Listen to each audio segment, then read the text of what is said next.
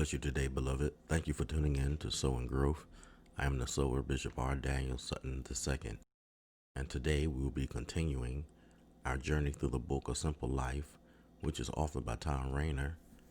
And the topic of our discussion today will be how to create and keep healthy relationships. I would like to ask you a question. Are you in a healthy relationship? Or are you looking for the right things in people? And would you know if you have found them? There are people all over this world that is looking for some type of sign or feeling to suggest that they found the right one, not examining if the relationship really would be beneficial to them or not.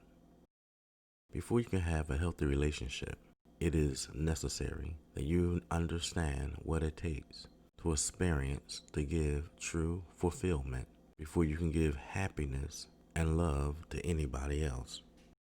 There is a hunger all over this world for relationships.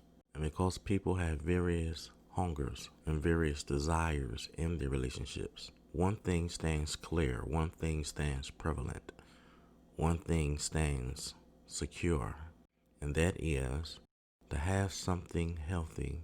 It shares the responsibility of commitment.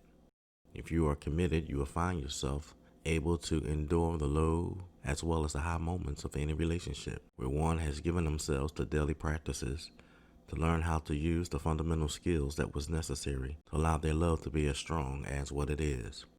When you learn how to concentrate and when you learn how to give yourself in that loving relationship, you will find that there will be moments of repetition and moments of communication that will bring forth good behavior as your reward. I do understand that there are many people who seek these desires, but yet they do not know how to feed their hunger.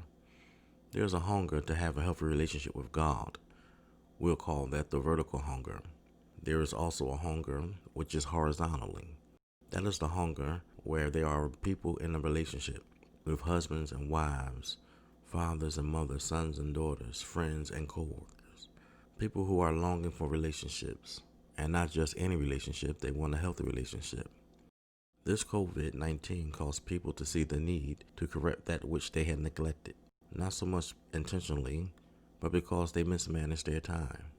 All across the globe, you can hear people state their claim to why they believe that their relationship is the way it is. Yes, some might be true, and then some might be false. Some might be misdirect in their thought pattern. Some might be misinterpreted as they're trying to convey how they really feel. The fact of the matter is, in order to have a healthy relationship, you need clarity. And most of the time, we do not have clarity in our relationships. As you focus your efforts to the mission and the mission alone, you must be willing to allow good things to fall to the wayside.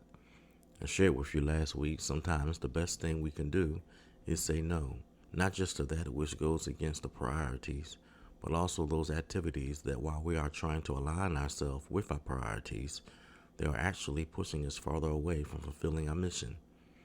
You must be willing to let go. You have to learn that if you're going to increase your focus and your speed so that you can reach your goal, you have to be willing to open up your hand and let some things that you've been trying to hold let go. And yes, you have to discover the imbalance. It's okay to let go. As you recall, because the first step of a simple life is determination to move forward with clear and concrete action items. We have called this clarity because you have stated clearly what you plan to do. You have put your action items into a mission statement. It's easy to understand whether you or someone else is reading the statement. There is no doubt about what you plan to do. You're showing progress. It's not just a declaration of your intentions. You are exhibiting the steps to fulfill the intentions. Your desires are doable. It's not some lofty set of wishes that you know you cannot fulfill. You have set your sights on something realistic and achievable. You need to know now, and you have to find out what relationship needs improving. Is it parents to children? Is it spouses to each other? Or is it everything? Everything that you are involved in.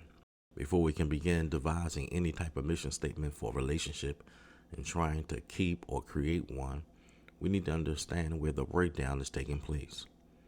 I think on this session, I made my point about relationships very clear. because most people want better relationships in some aspect of their lives, and most people realize that the improvement of a relationship begins with the dependence on God and commitment to take some small steps. I want to suggest some things to you today before I leave. First, decide which relationship you would like to see to be improved. We realize that some may be dealing with multiple relationship issues, but we need to learn how to work on just one at a time. Perhaps you can start with the relationship that gives you the most concern. Maybe you need to begin with the person closest to you. The point is, you need to do something. Where is the relationship?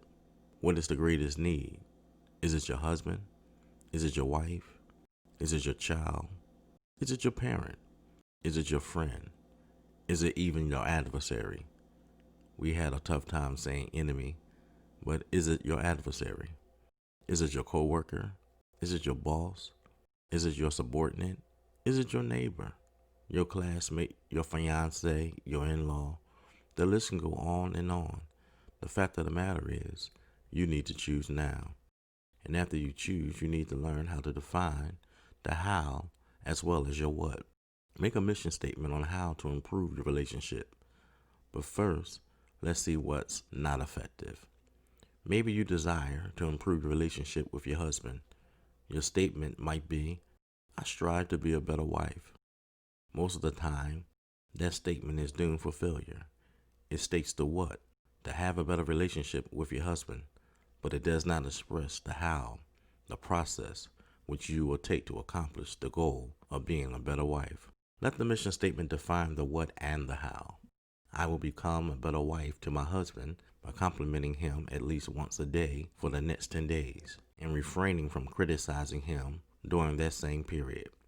Now, you not only have a mission statement that seeks to accomplish your goal, you have set some steps to accomplish your goal. But notice that the mission statement is not overpowering or over-compromising. That leads to our next suggestion.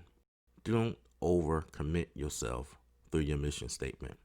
The key is not to let failure to be final. If you slip up on the first day, you can commit to getting it right the next.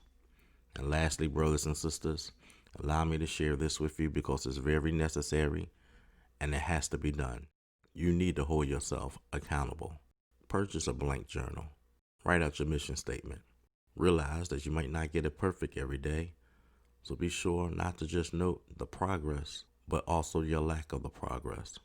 You'll realize that you may not fulfill your mission statement in the next 10 days. However, you will start somewhere. By now, you're getting to understand that we're about to move from clarity to movement.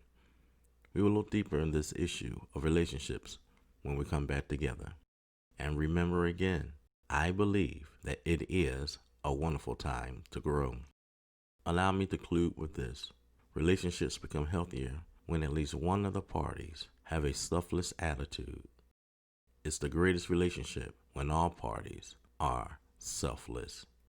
But you probably have seen, or probably you are in, a relationship where one person is obviously selfish. In fact, he or she might be a jerk at times. We challenge you to be totally okay. It's okay to be selfless in your relationship with someone for 10 days. I want you to commit to it.